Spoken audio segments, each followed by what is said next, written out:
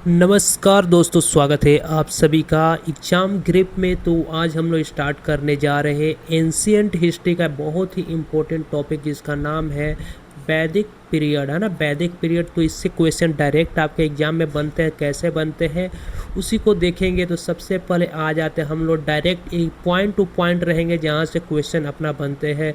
तो वैदिक पीरियड में ही हम लोग पढ़ते हैं ऋग्वेद। टोटल 4 वेद होते हैं। तो सबसे पहले हम लोग पढ़ेंगे ऋग्वेद, एकदम एग्ज़ाम के पॉइंट से पढ़ेंगे जो क्वेश्चन एग्जाम में आते हैं उसी तरह का। तो चले सबसे पहले ऋग्वेद के बारे में जानते हैं। तो इसको पहला वेद बोला जाता है या इसको ओल्डेस्ट वेद भी बोला जाता है। ध्यान रखिएगा। इसमें क्या है कि इसमें जो देखिए हाईलाइटेड करके कितना अच्छा से नोट्स बनाया गया। तो ऋग्वेद में टोटल कितने 10 मंडल है। आपको याद रखना, ये क्वेश्चन डायरेक्ट आपको पूछ लेता है एग्जाम में कि ऋग्वेद में कितने मंडल है। तो 10 मंडल है। और ध्यान रखना कि जो मंडल संख्या 2 से 7 पहले बनाए गए थे और बाकी इसके पहले और बाद का बाद में जोड़ा गया था इसमें, है ना। तो ये भी कभी कभी पूछ लेता है कि ऋग्वेद के 10 मंडल में से पहले कितने मंडल थे और कहाँ से कहाँ थे। 2 से 7 तक, ठीक है, ध्यान रखिएगा। अगला आ जाते हैं, इसमें सांस्कृतिक सूक्तों का सबसे प्राचीन और सबसे बड़ा संग्रह है। अच्छा, यहाँ पर डायरेक्ट पूछता है कि ऋग्वेद में कितने सूक्त है। तो आपको ध्यान रखना है कि 1028। अगर श्लोक पूछ ले तो श्लोक देख लीजिएगा, 10,600 श्लोक है, ठीक है। चलो, अच्छा, ये जो सूक्त है, सूक्त का जो पढ़ते हैं उच्चारण करते हैं उनको क्या कहा जाता है। तो इनको कहते हैं होत्री, ठीक है। ध्यान रखना, सूक्तों का उच्चारण करने वाले को क्या कहते हैं, होत्र कहा जाता है। और ऋग्वेद में हम प्रमुख देवता पढ़ते हैं। जो प्रमुख 4 देवता है कौन कौन, तो इंद्र, अग्नि, विष्णु और वरुण, ठीक है, ठीक। और स्त्री देवता कौन कौन से हैं, तो आदिति है, उषा है। उषा को क्या कहते हैं, भोर की देवी कहते हैं, गॉडेस ऑफ डॉन, ठीक है। गायत्री मंत्र के बारे में जानेंगे। तो इसकी रचना ऋषि विश्वामित्र ने किया था। तो डायरेक्ट आपसे क्वेश्चन बनता है कि जो गायत्री मंत्र है उसकी रचना किसने की थी, तो विश्वामित्र ने। जो देवी सावित्री के लिए लिखा गया था, इसका उल्लेख किस मंडल में है। तो देखो, जो मंडल 10 मंडल पड़े हैं, तो 10 मंडल में से जो तीसरा मंडल में अपने को मिलता है, ठीक है, किसका, तो गायत्री मंत्र का उल्लेख। ध्यान रखिएगा किसको समर्पित है, तो यह सावित्री को समर्पित है। और किसके द्वारा लिखा गया है, तो विश्वामित्र द्वारा। 9वां मंडल देखेंगे जो एकदम एग्जाम के पॉइंट ऑफ व्यू से बहुत इंपॉर्टेंट है। इसमें भगवान सोम का वर्णन किया गया है। 9th मंडल, टोटल 10 मंडल है तो उसमें 9th मंडल में किसका, भगवान सोम को, है ना, जिसे पौधों का देवता कहा जाता है, गॉड ऑफ प्लांट्स, ठीक है। ध्यान रखिएगा, सोम रस एक ऊर्जा पेय है, एनर्जी ड्रिंक है, ठीक है। तो उतना ही इससे मतलब नहीं, बस आपको ये ध्यान रखना है कि 9वां मंडल में किसको समर्पित है, तो सोम को। या किस भगवान का वर्णन है, तो सोम का। उन्हें क्या कहा जाता है, तो पौधों का देवता, प्लांट ऑफ गॉड कहा जाता है। 10वां मंडल को देखेंगे, 10th मंडल में, इसमें पुरुष सूक्त का उल्लेख है, पुरुष सूक्त, हम, ठीक है। तो ध्यान रखना, पुरुष सूक्त का उल्लेख किस में है, तो ये 10th मंडल में है। ये बहुत इंपॉर्टेंट है, ठीक है। ये 9वां, और आपको ध्यान रखना है। और ऊपर का जो है, जो एकदम आपको हाईलाइटेड दिख रहा है, उसको आप लोगों को अच्छा से कर लेना है। और ये गायत्री मंत्र वाला तो ध्यान रखिएगा, डायरेक्ट यहाँ से क्वेश्चन आपके एग्जामों में आते हैं। अब आ जाते हैं पुरुष सूक्त है क्या। यहाँ पर जो समझे कि 10वें मंडल में पुरुष सूक्त का उल्लेख है। तो पुरुष सूक्त मतलब क्या, कि ये वर्ण व्यवस्था है, मतलब ये 4 वर्ण ब्राह्मणीय पुरुष के विभिन्न अंगों से उत्पन्न हुए हैं, है ना। ये ऋग्वैदिक काल का है। उस समय माना जाता था कि जो मनुष्य की उत्पत्ति ऐसे हुआ है कि मुख से जो हुए हैं उन्हें क्या बोला जाएगा, ब्राह्मण बोला जाएगा। जो भुजाओं से हुए हैं उन्हें क्षत्रिय बोला जाएगा। जो जांघ से हुए हैं उन्हें वैश्य बोला जाएगा, जो व्यापार करते हैं। और ये जो पैरों से हुए हैं उसे शूद्र बोला जाएगा, ठीक है। तो ध्यान रखिएगा, पुरुष सूक्त में ये 4 वर्ण है, ठीक है। डायरेक्ट यहाँ से भी क्वेश्चन आपके एग्जाम में आते हैं। अब आ जाते हैं, अगला वेद है अपना सामवेद, ठीक है। अभी लास्ट में हम इसका ट्रिक भी जानेंगे कि कैसे याद करेंगे, ठीक है। तो अभी हम लोग पढ़े ऋग्वेद, है ना। ये क्या है, ऋग्वेद, ये ओल्डेस्ट है, ठीक है, ओल्डेस्ट, ध्यान रखिएगा। अब हम लोग पढ़ेंगे सामवेद, ठीक है।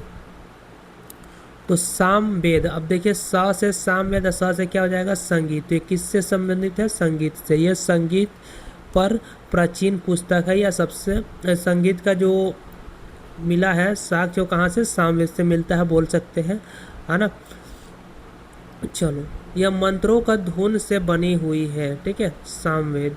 और इसकी जो पाठ करते हैं उनको क्या बोला जाता है, तो उद्गात्री बोला जाता है, उद्गात्री, ठीक है, ध्यान रखिएगा, इम्पोर्टेंट है।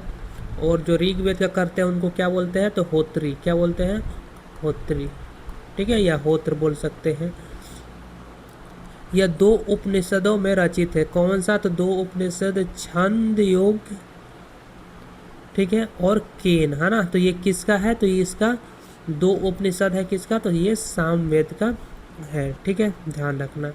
बस इतना ही पॉइंट आपको इसमें ध्यान रखना है।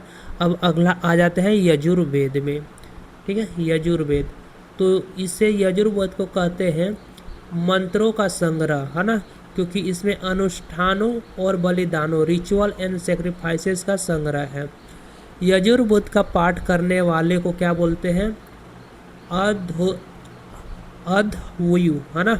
थोड़ा नाम टेढ़ा है, आराम से उच्चारण करके पढ़िएगा, है ना। चलिए आगे आ जाते हैं। इसको भी 2 भागों में बांटा गया है, तो कौन कौन सा, एक शुल्क और एक कृष्ण, है ना। तो डायरेक्ट पूछा जाता है कि यजुर्वेद को कितने भागों में बांटा गया है, तो 2 भागों में कौन कौन सा है, तो एक शुल्क और कृष्ण। शुल्क मतलब हो जाएगा सफ़ेद या शुद्ध, और कृष्ण मतलब क्या हो जाएगा, काला या मिश्रण, ठीक है, मंत्र और व्याख्या का, ठीक है। तो देखो शुक्ल में क्या है कि शुक्ल, इसमें शतपथ ब्राह्मण शामिल है, उनका उल्लेख है शतपथ ब्राह्मण का किसमें, शुल्क में, ठीक है। तो बस इतना आपको ध्यान रखना है। आ जाता है यजुर्वेद का महत्वपूर्ण उपनिषद, इसमें उपनिषद है उसके बारे में जानेंगे। 3 उपनिषद यहाँ पर देखने को मिल रहा अपने को। बृहदारण्यक उपनिषद, ठीक है, ये सबसे प्राचीन उपनिषद शुल्क यजुर्वेद का भाग है, ठीक है। कंठ उपनिषद, इसमें नचिकेता और यम, जिसे मृत्यु का देवता कहा जाता है, की कहानी शामिल है, ठीक है। तो कौन सा में, कंठ उपनिषद में, ठीक है। अगला है ज्वाला उपनिषद, यह शुक्ल यजुर्वेद का एक भाग है, ठीक है। तो ये था यजुर्वेद का उपनिषद के बारे में।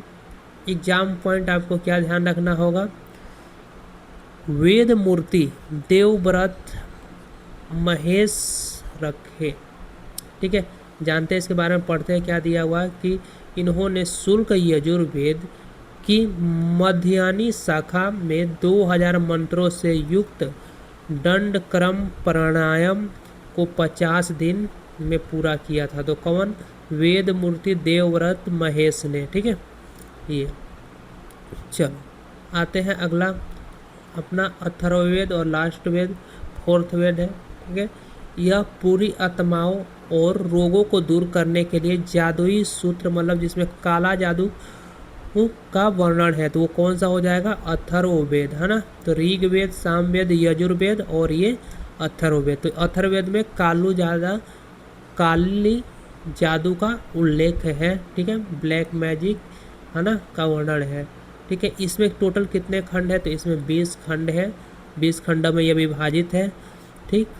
और जो लोग अथर्ववेद का पाठ करते हैं उन्हें क्या कहा जाता है, तो ब्राह्मण कहा जाता है, ठीक है। अथर्ववेद के महत्वपूर्ण उपनिषद कौन कौन सा है, तो मुंडको उपनिषद, वेरी वेरी इंपॉर्टेंट, बहुत बार एग्जाम में पूछा जा चुका है। इसमें सत्यमेव जयते यहीं से लिया गया है, यह मुंडका उपनिषद में सबसे लंबा है। उसके बाद अगला आ जाते हैं महा उपनिषद, ये वसुदेव कुटुंबकम, है ना, मतलब इसका अर्थ क्या होता है कि सारा संसार एक परिवार है ना। महा उपनिषद के अध्याय 6 से लिया गया है, महा उपनिषद के अध्याय 6 से लिया गया है। तो ये भी पूछ सकता है, अगर डीप में जाता है क्वेश्चन तो यहाँ से बन सकता है। अगला आ जाते हैं मांडुक्य उपनिषद, ठीक है। तो इसमें 3 उपनिषद हम लोग देखें। अब आ जाते हैं के उपविभाग को, है ना। तो वेदों के उपविभाग को क्या क्या हो जाता है, सब डिवीजन। जैसे वेद पढ़ लिए, वेदों को विभाग को अब देखते हैं, है ना, जिसे उपवेद भी बोल सकते हैं। तो चलो उसमें क्या है, 4 है। संहिता, संहिता मतलब सूक्तों का संग्रह, है ना, कलेक्शन ऑफ हाइम। ब्राह्मण, यज्ञ और अनुष्ठान का संग्रह बोल सकते हैं, जहाँ पर है उसमें। आरण्यक, ये क्या है, सन्यासी जो जंगलों में रहते हैं, ठीक है। और उपनिषद, उपनिषद मतलब क्या हो गया, भक्ति दार्शनिक शिक्षा, ठीक है। तो इम्पोर्टेंट है, डायरेक्ट यहाँ पर पूछता है। संहिता, संहिता मतलब क्या है, संहिता में क्या है, तो सूक्तों का संग्रह को क्या कहते हैं, संहिता। यज्ञ और अनुष्ठान को, रिचुअल एंड सेक्रीफाइस को। ब्राह्मण और सन्यासी जो जंगल में रहते हैं उसे क्या बोला जाता है, तो आरण्यक, है ना, फॉरेस्ट ड्वेलर्स। और उपनिषद जो भक्ति और दार्शनिक शिक्षा है। उपनिषद को वेदांत, वेदों का अंत, एंड ऑफ वेदा के नाम से भी जाना जाता है, ठीक है। और कुल कितने उपनिषद है, तो 108, है ना, ठीक। चलिए, आई होप आप लोगों को वीडियो पसंद आ रहा हो, तो वीडियो को एक बार लाइक कर देना है, चैनल पर नया तो चैनल को सब्सक्राइब कर देना है। अब आ जाते हैं यहाँ पर दार्शनिकता के 6 विद्यालय कौन कौन सा, उसको देखेंगे। और एक बार अगर आपका इसका नोट्स चाहिए, पीडीएफ का नोट्स चाहिए, खुद से आपको रिवाइज करना पड़ना है, तो आपको कमेंट कर देना है पीडीएफ। और नेक्स्ट टॉपिक भी कौन सा करना चाहते हो वो बता सकते हैं। तो मैं क्या करूँगा, कमेंट बॉक्स में मैं आप लोगों को टेलीग्राम का लिंक दे दूँगा, जिसको मैं पिन कर दूँगा कमेंट में। वहाँ से आप ग्रुप ज्वाइन कर आप पीडीएफ डाउनलोड कर पाएंगे, ठीक है, डाउनलोड कर पाएंगे और अपने से उसको पढ़कर रिवाइज कर सकते हैं, ठीक है। चलिए आते हैं दार्शनिकता के 6 विद्यालय।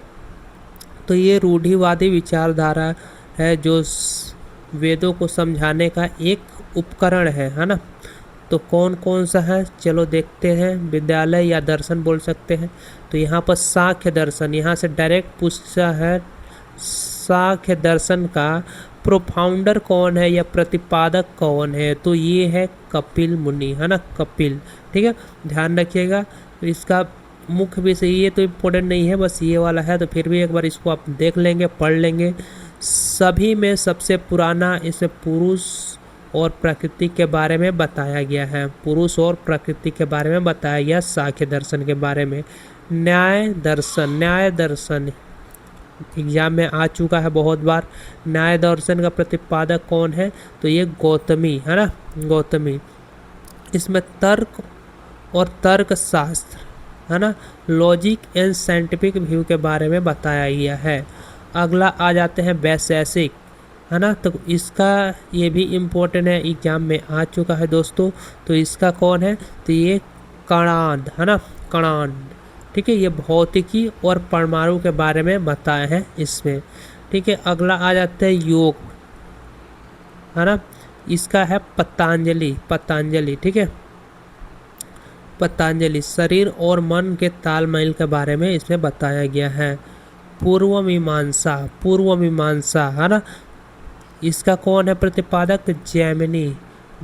इसमें कर्म कांड के बारे में बताया गया है, रिचुअल के बारे में बताया गया है। और उत्तर मीमांसा इसका कौन है, तो बद्रायण, है ना, ये इसमें वेदांत के बारे में आपको बताया गया है, ठीक है।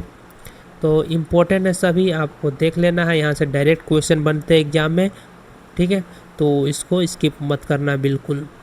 आ जाते हैं अगला वेदांग। तो टोटल कितने वेदांग है, वेद कितना है, तो वेद 4 पढ़े। और वेदांग कितना है, तो वेदांग अभी हम पढ़ेंगे 6।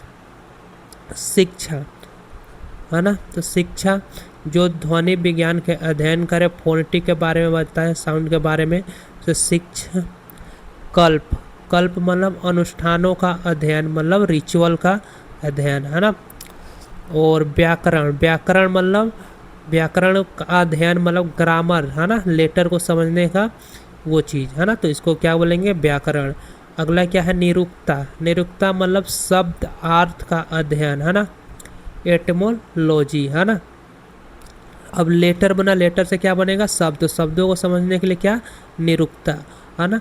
ज्योतिषी। ज्योतिषी मतलब एस्ट्रोनॉमी है ना, प्रकाश और ज्योतिषी का अध्ययन क्या हो जाएगा, एस्ट्रोनॉमी। छंद। छंद मतलब काव्य और विषयों का अध्ययन, ठीक है, काव्य और विषयों का अध्ययन, ध्यान रखिएगा, ठीक है। तो ये अपना 6 वेदांग है, यहाँ से भी क्वेश्चन बनते हैं, इम्पोर्टेंट है, तो आपको ध्यान रखना है कि शिक्षा, कल्प, व्याकरण, निरुक्ता, ज्योतिषी और क्या है, छंद है ना। तो शिक्षा फोनेटिक्स से हो गया, कल्प रिचुअल से हो गया, अनुष्ठान से हो गया, व्याकरण ग्रामर से हो गया, और निरुक्ता क्या हो गया, तो शब्दार्थ से हो गया, ज्योतिषी प्रकाश और ज्योतिषी से हो गया, और छंद काव्य विषय से हो गया। आगे आएंगे, अगला अपना है प्रारंभिक वैदिक काल में आ जाते हैं, और यहाँ पर क्या देखेंगे, ऋग्वेद के अर्ली वैदिक पीरियड में ऋग्वेद के बारे में देखेंगे। भौगोलिक ज्ञान, इसमें जियोग्राफिकल नॉलेज क्या मिलता है, तो उसको एक बार देख लेते हैं। ऋग्वेद में हिमवंत मतलब हिमालय का नाम था, ऋग्वेद में हिमालय को क्या बोला जाता था, हिमवंत। और मंजुवंत, हिंदू कुछ जो पर्वत है उसको क्या बोला जाता था, मंजुवंत का उल्लेख है। ऋग्वेद में सप्त सिंधु का उल्लेख मिलता है, किसका मिलता है, सप्त सिंधु का उल्लेख भी मिलता है। ऋग्वेद में गंगा का उल्लेख केवल एक बार हुआ है, ठीक है, ध्यान रखना, ऋग्वेद में गंगा का उल्लेख कितना बार हुआ है, तो सिर्फ एक बार में हुआ है। जबकि यमुना का उल्लेख कितना बार हुआ है, तो यमुना का उल्लेख 3 बार, और सरस्वती का उल्लेख कितना बार हुआ है, तो 50 से भी अधिक बार हुआ है, ठीक है। गंगा, यमुना और सरस्वती, ठीक है, ये नदियां हैं, ठीक है, ध्यान रखना। तो सबसे ज़्यादा बार पूछ देगा कि ऋग्वेद में, उत्तर ऋग्वेद या ऋग्वेद में सबसे अधिक किस नदी का उल्लेख है, तो सरस्वती का। डायरेक्ट ये वाला क्वेश्चन एग्जाम में आया हुआ है, ठीक है। आगे आ जाते हैं, जो ऋग्वैदिक काल में जो नदियाँ थी उनके बारे में, उनका पुराना नाम क्या था, तो वो चीज़ हम लोग देखेंगे। यहाँ से भी वेरी वेरी इम्पोर्टेंट है, क्वेश्चन आते हैं। सिंधु का क्या नाम था, पुराना नाम तो सिंधु था, क्लियर है। झेलम का वितास्ता। अब मैं इसको कैसे याद करता हूँ, तो मैं इसको ऐसे, जब भी झे आता तो मेरा दिमाग में आता झेबी, झेबी, झेबी, झेबी, तो झ से झेलम, बी से वितास्ता, ठीक है। चिनाव का तो ये ऐसे मेरे को याद हो गया, चिनाव। चिनाव का क्या है, तो चिनाव का आस्कनी है, चिनाव का आस्कनी, या चिया कर सकते हैं, चिनाव है ना, तो इसको आप क्या कर सकते हैं कि चिया कर सकते हैं, क्या कर सकते हैं, चिया, ऐसे कर दो, चिया है ना, तो ची से चिनाव, अ से आस्कनी। अगला देखो, अगला क्या है कि रावी, हाँ, तो रावी, तो रावी का क्या हो जाएगा, पुरुषणी। रावी का क्या हो जाएगा, पुरुषणी। व्यास, व्यास, तो व्यास से बिपाशा वसु जो हीरोइन है उससे रिलेट कर सकते हैं कि व्यास से व्यास, व्यास से बिपाशा वसु है ना, व से है तो व से ये हो जाएगा, याद हो जाएगा, ठीक है। सतलज का क्या है, तो स से ये सतलज है, स से शत्रुदी है ना, तो ये भी हो जाएगा। सरस्वती है ना, ये एक पौराणिक नदी है ना, तो सरस्वती का सरस्वती था, ठीक है। तो बस इतना ध्यान रखना है, और मेन इम्पोर्टेंट तो आपका यही वाला है, ये आपको 4 ठो बस ये याद रखना, यहीं से क्वेश्चन अधिकतर बार पूछेंगे है ना। तो झेलम का क्या हो जाएगा, झेबी। वितास्ता, चिनाव का चिया, चिनाव आस्कनी। रावी का पुरुषणी, और व्यास का क्या हो जाएगा, तो विपाशा, ठीक है। बाकी सब सेम ही था। अब यहाँ पर आते हैं, यहाँ पर हम लोग जानेंगे 10 राजाओं का युद्ध, जिसे 10 राजन युद्ध भी बोलते हैं, बैटल ऑफ 10 किंग। तो इस युद्ध का उल्लेख ऋग्वेद के कितने 10 जो मंडल थे उसमें से किसवें मंडल में है, तो 7वें मंडल में है। ये किसके बीच हुआ था, तो ये भरत जनजाति, इसका नेता कौन थे, सुदास बनाम 10 राजाओं के बीच में हुआ था। तो विजेता कौन हुआ था, तो भरत जनजाति, भरत जो ट्राइब था वो जीत गया था। यह युद्ध पुरुषणी किस नदी को बोलते हैं, पुराना नाम, तो रावी, पुरुषणी नदी के तट पर हुआ था। युद्धों में ईसुकृत नामक तीर जैसे उपकरण एरो टूल का उपयोग किया गया था। ठीक है, तो ईसोकृत उसका नाम था। ठीक है, तो एक बार वीडियो आपको पसंद आता है वीडियो को लाइक कर दो, चैनल पर नए हो तो इसको सब्सक्राइब कर लेना प्लीज़। ठीक है, और नेक्स्ट टॉपिक कौन सा चाहते हो उसको भी कमेंट करो। डायरेक्ट बस ये एग्जाम पॉइंट ऑफ व्यू से क्वेश्चन है, आपको यहीं से क्वेश्चन आपको देखने को मिलेंगे। ठीक है, तो कैसा लग रहा है ये भी आपको थोड़ा अपना फीडबैक ज़रूर कमेंट बॉक्स में देते रहना। आ जाओ अगला देखते हैं। यहाँ पर ये क्या है, प्रारंभिक वैदिक काल, सोसाइटी इन अर्ली वैदिक पीरियड। समाज को 4 वर्णों में विभाजित किया गया था। वर्ण व्यवस्था वंशानुगत नहीं था, उस समय जो वंशानुगत नहीं था। इसका मतलब क्या हुआ कि जो पहले कोई राजा है फिर उसका बेटा बन गया, फिर उसका बेटा का बेटा बन गया, तो ये वंश के अनुसार नहीं था, है ना, बल्कि पेशे पर आधारित था, बेस ऑन प्रोफेशन पर, है ना। देखो बाल विवाह उस समय प्रचलित नहीं था, ये भी आपको ध्यान रखना है। अगर स्टेटमेंट वाइज क्वेश्चन बनते हैं तो इस तरह से बनेंगे कि प्रारंभिक वैदिक काल में क्या बाल विवाह प्रचलित था या नहीं था, तो नहीं था। विधवा पुनर्विवाह, है ना, जिससे क्या नियोग की अनुमति थी, विधवा पुनर्विवाह, है ना, नियोग की अनुमति थी उस समय। ठीक है, समाज में महिलाओं की स्थिति बहुत अच्छी थी, महिलाएं सभा और समिति दोनों में भाग ले सकती थी, सभा और समिति दोनों में भाग ले सकती थी। ये वाला देखो इम्पोर्टेंट पॉइंट आ गया, यहाँ से क्वेश्चन आया है। गाय, जिससे अघन्या यानी पवित्र कहा जाता था, गाय को क्या कहा गया, अघन्या। गाय को धन का निर्धारक माना जाता था, मतलब जिस व्यक्ति के पास सबसे ज़्यादा गाय होगी उसे सबसे धनी व्यक्ति माना जाएगा। धनी व्यक्ति को गोमत कहा जाता था। ठीक है, धनी व्यक्ति को क्या कहा जाता था, गोमत, मतलब जिसके पास गायों की संख्या ज़्यादा हो उसे गोमत, है ना। गोविष्ठी कौन होता था, गोविष्ठी डायरेक्ट क्वेश्चन बना है। गोविष्ठी गायों के लिए होने वाले युद्ध को क्या बोला जाता था, तो गोविष्ठी बोला जाता था। ठीक है, बहुत ही इंपॉर्टेंट पॉइंट है, अभी एनटीपीसी का एग्जाम हुआ था उसमें भी ये दोनों पॉइंट से क्वेश्चन पूछा था। ठीक है, चलो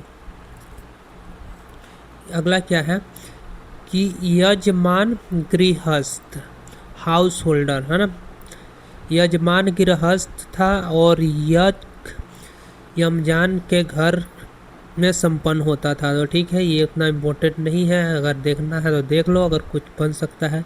अब चलो उसका राजनीतिक के बारे में जानेंगे और पॉलिटी के बारे में कि उसका कैसा था वो चीज़। ठीक है, तो देखते हैं। एक निर्वाचित राजतंत्र था, इलेक्टेड मोनार्ची था, जिसमें 3 विधानसभाएं होती थी। कौन सा, सभा, समिति और विधाता या विधत। अभी देखें कि जो महिलाएं सभा और समिति दोनों में भाग लेती थी। ठीक है, तो वही सभा क्या है, सभा विशेषाधिकार प्राप्त लोगों को समुदाय है, मतलब इसमें जो प्रिविलेज लोग हैं, जो जिनको विशेष बहुमत प्राप्त है, वही लोग इसको अटेंड कर सकते थे। ठीक है, तो ये सभा हो गया। समिति किसके लिए था, तो आम लोगों का समुदाय था, मतलब कॉमन पीपुल जो भी रहते हैं उन सभी उसमें आ सकते थे। तो समिति आम लोगों का समुदाय था। और विधाता क्या है या विधत क्या है, तो ये धार्मिक प्रयोजन का समुदाय था, किसका, रिलीजियस पर्पस का। ठीक है, तो ये प्रिविलेज पर्सन के लिए सभा, कॉमन पीपुल के लिए समिति और रिलीजियस पर्सन के लिए क्या था, तो विधित था। ठीक है, तो डायरेक्ट क्वेश्चन ऐसे आपको मिल जाएगा। अगला देखते हैं अधिकारियों का रैंक, है ना। तो चलो, rank of official, her point जो अभी देख रहे हैं यहाँ से क्वेश्चन बनते हैं। ठीक है, तो पुरोहित किसे कहा जाता था, पुरोहित, तो पुरोहित कहा जाता था पुजारी जो पृष्ठ होते थे उनको क्या कहा जाता था, पुरोहित। सेनानी किसे कहा जाता था, सेनानी, सेना प्रमुख, आर्मी चीफ को क्या कहा जाता था, सेनानी कहा जाता था। ठीक है, ग्रामानी किसे कहा जाता था, ग्रामानी, है ना। तो ग्राम का जो प्रमुख होता था, विलेज का जो हेड होता था, मुखिया, उसे क्या कहा जाता था, ग्रामानी।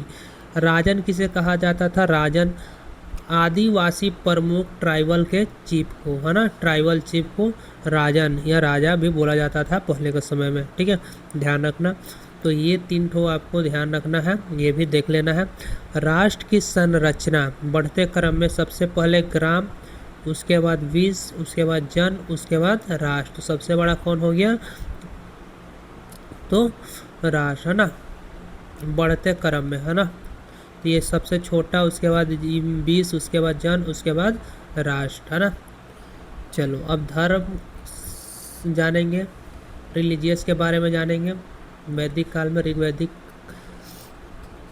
चलो तो धर्म क्या है? वो प्राकृतिक की पूजा करते थे। प्राकृतिक मतलब नेचर वर्शिप का, और किसी भी जानवर का पूजा नहीं करते थे। वे किसी मूर्ति का पूजा नहीं करते थे, आइडल वर्शिप नहीं करते थे, और उन्हें बलि संबंधित प्रार्थनाएं की है ना, मतलब बलि संबंधित प्रार्थनाएं वहाँ पर पहले की जाती थी। आगे आ जाते हैं, देवता के बारे में जानेंगे। तो देखो, गॉड एंड गॉडेसेस, ठीक है। तो देवता जिसे दैती कहा जाता है इंग्लिश में, और उनका विशेषता क्या था? तो इंद्र, ठीक है, ध्यान रखना, इंद्र, जिन्हें पुरंदर और किलों का नाश करने वाले हल का स्वामी कहा जाता है, ठीक है। अगला कौन है? तो अगला है अग्नि। एक बार आप इसको देखिए, है ना। अगला क्या है? अग्नि। अग्नि क्या है? ये मनुष्य और ईश्वर के बीच मध्यस्थता का देवता है अग्नि, ठीक है। सोम, पौधों का देवता, हम लोग शुरू में ही देखे, गॉडेस ऑफ प्लांट, ठीक है। अग्नि कौन है? इंटरमीडिएटरी। इंटरमीडिएटरी किसके? तो मनुष्य और ईश्वर के बीच, ठीक है। वायु, वायु या पूषण, है ना, ये हवा का देवता या मवेशियों के रक्षक के रूप में जाने जाते हैं। आदिति, है ना, आदिति इम्पोर्टेंट है। इंद्र की माता, है ना, जो गॉड इंद्र है उनकी माता है आदिति। सावित्री, गायत्री मंत्र उन्हें समर्पित है, ठीक है। गायत्री मंत्र उन्हें समर्पित है, हम लोग देखे ऊपर में, ठीक है। कमेंट में अगर आपको बताना है कि किस मंडल में है ना, कमेंट करना है आपको। मंडल देखें आप लोगों को याद है या नहीं, ठीक है। सीनी वाली, ये उर्वरता की देवी है ना, गॉडेस ऑफ फर्टिलिटी। और राका, समृद्धि की देवी और पूर्णिमा से संबंधित, गॉडेस ऑफ प्रॉस्पेरिटी, ठीक है। तो ये था जो देवी देवते उनको हम लोग देख लिए। और यहाँ पर आ जाते हैं पोट्री के बारे में समझेंगे। मिट्टी के बर्तन जो वहाँ का थे, प्रारंभिक वैदिक काल में गेरू या काले या लाल रंग के मिट्टी के बर्तन का प्रयोग किया जाता था। तो कैसा? गेरुआ कलर या काले बोल सकते हैं, या लाल रंग, ठीक है। 3 कलर का मिट्टी का बर्तन का उपयोग होता था, ठीक है। चलिए, ब्राउन, रेड बोल सकते हैं, और क्या था? ब्लैक, है ना। आ जाते हैं अगला पॉइंट पर, क्या है कि राजनीतिक यज्ञ के 3 प्रमुख प्रकार, पॉलिटिकल सेक्रीफाइस है। तो यहाँ पर क्या है कि राज सूर्य यज्ञ, ये क्या है? तो राज अभिषेक के लिए प्रस्तुत किया गया था, ठीक है। जो इम्पोर्टेंट होगा मैं इम्पोर्टेंट बता दूंगा। वाजपेय यज्ञ, है ना, ये राज सूर्य यज्ञ के बाद किया जाता था, जिसे शक्ति का पेय, ड्रिंक ऑफ स्ट्रेंथ कहा जाता था। तो थोड़ा सा ध्यान रख लेना इसका।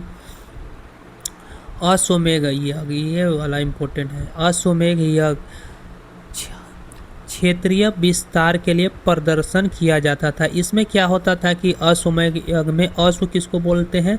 तो जो घोड़े होते हैं उनको बोला जाता है अश्व, है ना। तो घोड़ा को क्या, जब यज्ञ होता था एक घोड़ा को छोड़ दे दिया जाता था, और घोड़ा जहाँ जहाँ जिस एरिया में जाएगा, है ना, वो एरिया जो राजा यज्ञ कराएगा वो उसका हो जाएगा। अगर वो कोई राजा जिसका एरिया में चला जाता था, क्षेत्र में चला जाता था, अगर वो विरोध उसका करता है तो क्या होता था कि वहाँ पर इस राजा और उसके बीच युद्ध होता था। अगर वो अपने से हार मान लेता था तो वो एरिया इस राजा के अंडर में आ जाता था, ठीक है, अश्वमेध यज्ञ में, है ना। तो इसीलिए इसको क्या कहा जाएगा? Territorial expansion. एक्सपेंशन मतलब बढ़ाना, क्षेत्रीय विस्तार, है ना। तो जहाँ तक जाएगा वहाँ तक होगा, और उसके पीछे पीछे लोग रहते होंगे देखने के लिए कहाँ तक जा रहा, किधर किधर जा रहा। अगर कोई विरोध करेगा तो फिर उसके साथ युद्ध होता होगा। ठीक है। उत्तर वैदिक काल का पीरियड क्या था, तो 1000 से 600 ईसा पूर्व, है ना। इस काल में तीन अन्य वेदों सामवेद, यजुर्वेद, अथर्ववेद का संकलन किया गया था। आर्यों ने पंजाब से पश्चिमी उत्तर प्रदेश तक विस्तार किया, और भाग कौन, पूर्व, मध्य भाग और पंचाल ये था। उत्तर वैदिक काल के अंत की ओर वे दुआब कौन थे, तो गंगा और यमुना क्षेत्र का दुआब जो पूरब उत्तर प्रदेश की ओर चले गए। ठीक है, पढ़ लेना एक बार पीडीएफ से आप लोग, है ना। यह विस्तार लोहे के हथियारों प्लस घोड़े के कारण संभव हुआ। लोहा पहली बार प्रयोग में आया, जिसे कृष्ण अयस्क या श्याम अयस्क या काला धातु भी कहा जाता था। तो किसको कहा जाता है, ये वाला ध्यान रख लेना।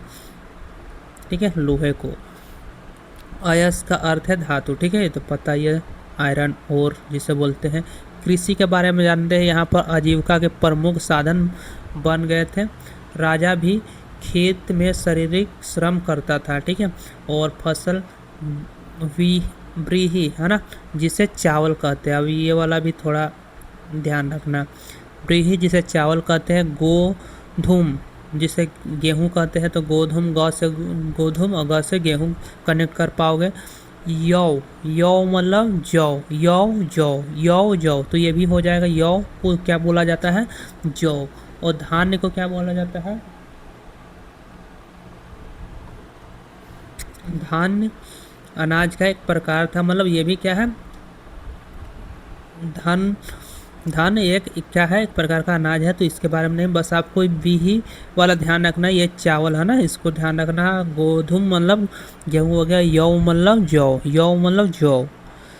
ठीक है, चलो आगे आ जाते हैं।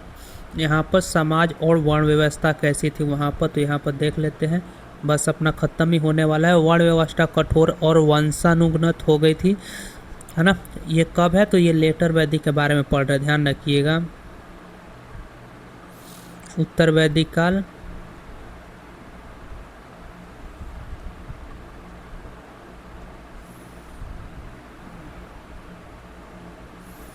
ठीक है। उत्तर वैदिक काल जो 1000 से उत्तर वैदिक का लेटर वैदिक पीरियड, है ना, तो उसके बारे में हम लोग पढ़ रहे थे। ठीक है, तो उसके बाद में क्या होगी, वर्ण व्यवस्था कैसी हो गई थी, कठोर हो गई थी और वंशानुगत हो गई थी। प्रारंभिक में वैसा नहीं था, है ना, लेकिन अब क्या हो गया, वंशानुगत हो गई। और सामाजिक मतभेद भी बढ़ गए थे, सोशल डिफरेंसेस भी बढ़ गए थे। गोत्र व्यवस्था का उदय हुआ, जैसे कि ब्राह्मण, क्षत्रिय, वैश्य और शूद्र। ब्राह्मण अनुष्ठान और बलिदान करते थे, क्षत्रिय युद्ध में भाग लेते थे, वैश्य व्यापार करते थे और शूद्र शारीरिक परिश्रम करते थे। ठीक है, आ जाओ। राजनीतिक संगठन कैसे थे, पॉलिटिकल ऑर्गेनाइजेशन, राजनीतिक संगठन सेंट्रलाइज थी, है ना, केंद्रीकृत थी। सभा और समिति से ब्राह्मण का प्रभुत्व हो गया और महिलाओं की भागीदारी की अनुमति नहीं थी। लेटर वैदिक काल का बात हो रहा है, विदित, है ना। तो उत्तर वैदिक काल के दौरान यह लुप्त हो गया और उत्तर वैदिक काल में महिलाओं की स्थिति क्या हो गई, बदतर हो गई, बेकार हो गई, मतलब खराब हो गई पहले से, है ना। चलो आगे आ जाते हैं। यहाँ पर जवाल उपनिषद में उल्लेखित आश्रम, तो ब्रह्मचारी जीवन का पहला चरण जो कि 0 से 25 साल तक होता है। गृहस्थ इम्पोर्टेंट है, ये ध्यान रखना, है ना, ये वाला इम्पोर्टेंट है ना। तो गृहस्थ जो जीवन का पहला चरण 0 से 25 वर्ष, ब्रह्मचारी 0 से 25 वर्ष, है ना। और गृहस्थ मतलब कि 25 से 50 वर्ष। जीवन का दूसरा चरण वानप्रस्थ मतलब जीवन का तीसरा चरण, है ना। और संन्यास, लास्ट में संन्यास ले लेना है, चौथा चरण होता है। ठीक है, तो 0 से 25 एकदम ब्रह्मचार्य का फॉलो करो, अच्छा से पढ़ाई लिखाई करो, उसके बाद गृहस्थ जीवन बिताओ, उसके बाद वानप्रस्थ जीवन तीसरा चरण और चौथा में संन्यास, है ना। चलो, और यहाँ पर आ जाते हैं, बहुत ही इम्पोर्टेंट पॉइंट पर आ गए हैं, जहाँ से 100% क्वेश्चन आपको एग्जाम में मिलेगा। इम्पोर्टेंट पॉइंट, ठीक है। मैरिज अनुलोम विवाह, है ना, जिसमें लड़का उच्च जाति का होता है और लड़की निम्न जाति की होती है, ठीक है। लेकिन प्रतिलोम मतलब इसका उल्टा, जो अनुलोम है उसका उल्टा, इसमें जो लड़की है वो क्या होगी, उच्च जाति की होगी, उच्च जाति की होगी, और जो लड़का होगा वो क्या होगा, निम्न जाति का होगा, ठीक है। तो ये है अनुलोम और प्रतिलोम विवाह, ठीक है। अनुलोम मतलब सीधा, पहले लड़का उच्च जाति और लड़की निम्न जाति, है ना। तो ये मतलब एक तो याद कर लोगे तो दूसरा आपको ऑटोमेटिक याद हो जाएगा, ठीक है। अगर लड़के हो तो तुम ये अनुलोम वाला याद करो, लड़की हो तो तुम ये वाला प्रतिलोम वाला याद कर लो, ठीक है। चलो, विवाह के 8 प्रकार, 8 टाइप्स ऑफ मैरिज, ठीक है। कौन कौन सा है, ब्रह्म विवाह, है ना, समान वर्ण के बीच वैदिक अनुष्ठानों के साथ जो विवाह होता है उसे क्या कहते हैं, ब्रह्म विवाह। वैदिक अनुष्ठानों के साथ जो विवाह होता है उसे क्या कहते हैं, ठीक है, तो उसे ब्रह्म विवाह कहते हैं। गंधर्व विवाह इम्पोर्टेंट है दोस्तों, यहाँ से क्वेश्चन आपको मिलेंगे 100%, ठीक है। गंधर्व विवाह, गंधर्व विवाह को प्रेम विवाह भी कहते हैं या लव मैरिज भी कहते हैं, जो अभी इस समय में चल रहा है, ठीक है।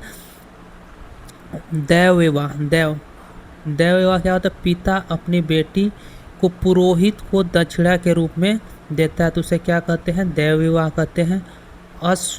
अर्स विवाह, अर्स एक गाय और बैल के प्रतीकात्मक मूल्यों के साथ विवाह जो होता था उसे अर्स विवाह कहा जाता है।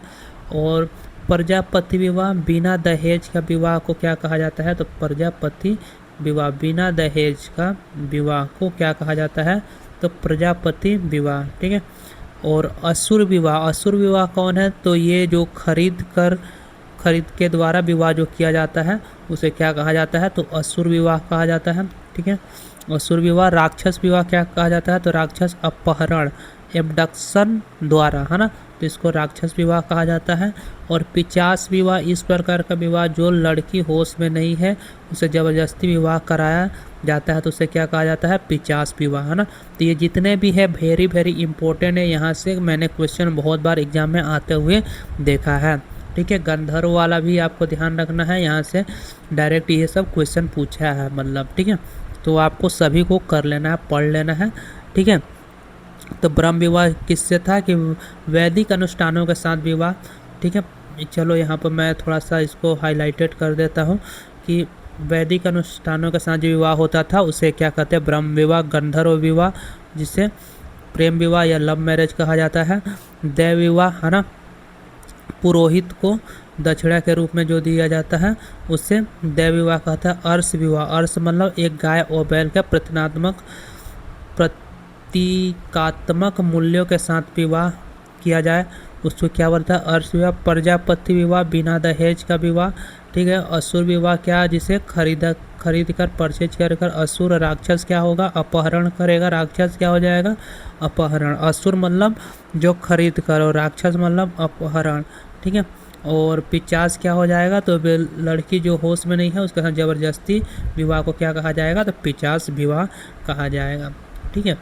आ जाते हैं अगला, रिलीजियस के बारे में थोड़ा सा यहाँ पर हम लोग देखेंगे क्या है, कि यहाँ पर धर्म के बारे में क्या बताया गया है, कि अन्य देवता जैसे कि रुद्र का महत्व बढ़ गया था जबकि इंद्र और अग्नि का महत्व कम हो गया था लेटर वैदिक काल में, है ना। पूषण मतलब पशु के जो देवता है उन्हें क्या कहा जाता है, पूषण कहा जाता है। को शूद्रों का देवता माना जाने लगा और प्रजापति ब्राह्मण से सृष्टिकर्ता, क्रिएटर ऑफ यूनिवर्स, है ना, इन्हें माना जाने लगा। और मूर्ति पूजा, आइडलशिप का महत्व यहाँ पर क्या हो गया, बढ़ गया। इस अवधि में पशु बलिदान भी बढ़ गए थे और विभिन्न प्रकार के यज्ञ किए गए, अश्वमेध यज्ञ, राजसूय योग और वाजपेयी, ठीक है। इस समय किस तरह का मिट्टी का बर्तन का उपयोग होता था, तो सिर्फ ग्रे रंग का मिट्टी का उपयोग होता था, है ना। प्रिंटेड ग्रे वेयर, है ना। पहले कब होता था, तो वो ग्रे, ब्लैक और रेड, है ना। अब प्रारंभिक और उत्तर वैदिक काल के बीच का अंतर देखेंगे, दोनों जो अर्ली और लेटर वैदिक काल के बीच का अंतर क्या है? तो प्रारंभिक वैदिक काल और उत्तर वैदिक काल, जिसे लेटर वैदिक पीरियड भी बोलते हैं। तो इसमें पशुपालन समुदाय और इसमें कृषि लोग ज़्यादा थे, है ना। इसमें महिलाओं की स्थिति अच्छी थी, इसमें बिगड़ गई थी महिलाओं की स्थिति। वर्ण व्यवस्था पेशे पर आधारित था, यहाँ पर कैसे हो गया? हेरिडेटरी हो गया, मतलब वंशानुगत हो गया। इसमें मूर्ति पूजा नहीं होती थी। लेकिन उत्तर वैदिक काल में क्या होता था आइडल पूजा, आइडलशिप, है ना, मूर्ति पूजा। इस समय ऋग काल का संकलित किया गया था, इसमें सामवेद, यजुर्वेद और अथर्ववेद को संकलित किया गया था इस समय में, ठीक है। तो बस यही था। आई होप आप लोगों को प्रारंभिक उत्तर वैदिक काल और लेटर वैदिक काल का ये क्लासेस आपको पसंद आए होंगे। इसको करिए, क्वेश्चन अटेंड करिए। अगर आपके पास कोई MCQ का बुक है तो वहाँ से सॉल्व करिए और देखिए आपका 100% क्वेश्चन इससे बाहर नहीं जाएगा। अगर वीडियो पसंद है वीडियो को लाइक कर देना, चैनल पर है तो चैनल को सब्सक्राइब कर देना, ठीक है। और PDF कहाँ मिलेगा आप लोगों को मैं बता दिया हूँ, ठीक है। कमेंट आपको कर देना है। PDF लिंक आपको कहाँ मिलेगा? कमेंट बॉक्स में मैं आप लोगों को क्या दूंगा? टेलीग्राम का लिंक दे दूंगा। वहाँ से आप जाकर ग्रुप ज्वाइन कर वहाँ से आप लोग PDF डाउनलोड कर पाएंगे, है ना। या मैं डिस्क्रिप्शन में भी डाल सकता हूँ, है ना। अगर वहाँ ना मिले तो आप क्या कर लेना है, YouTube वीडियो जो ये अभी वीडियो देख रहे हैं, YouTube वीडियो का डिस्क्रिप्शन में लिंक होगा, वो ग्रुप आप लोग ज्वाइन कर लीजिएगा, वहाँ से आपको मिल जाएगा PDF, ठीक है। तो कमेंट करना ज़रूर है आप लोगों को कैसा लगा क्लास, और ये कमेंट कर बताओ अगला टॉपिक क्या करना चाहते हो। ऐसे तो मैं अभी देखो एंशिएंट में जो भी कराऊंगा आप लोगों को एकदम इम्पोर्टेंट टॉपिक कराऊंगा। अभी हम लोग क्या किए, वैदिक है ना, वैदिक पीरियड, है ना। उसके बाद देखो इंडस वैली सिविलाइजेशन से भी क्वेश्चन आते हैं, जो इम्पोर्टेंट टॉपिक है वो मैं बता दे रहा हूँ। उसके बाद आपको क्या करना है कि आपको जैनिज्म, है ना, जैन और बौद्ध धर्म कर लेना है, ठीक है, जैन एंड बौद्ध। उसके बाद आपको क्या कर लेना है, मौर्य कर लेना है, मौर्य। उसके बाद गुप्ता डायनेस्टी, है ना। इतना एंशिएंट में कर लोगे, यहाँ से आपको 100% क्वेश्चन मिलेगा, ठीक है। कि जो अधिकतर जो इम्पोर्टेंट टॉपिक है यही है, यहाँ से बनते हैं, तो हम लोग इसको कवर करेंगे, ठीक है। उसके बाद आगे हम लोग भी जाएंगे, मॉडर्न, मीडिएवल, ये सब भी हम लोग करेंगे, ठीक है। तो चलो आज के लिए इतना रखते हैं, मिलते हैं अगले वीडियो में। तब तक के लिए बाय बाय। कमेंट करना ना भूलें, ठीक है।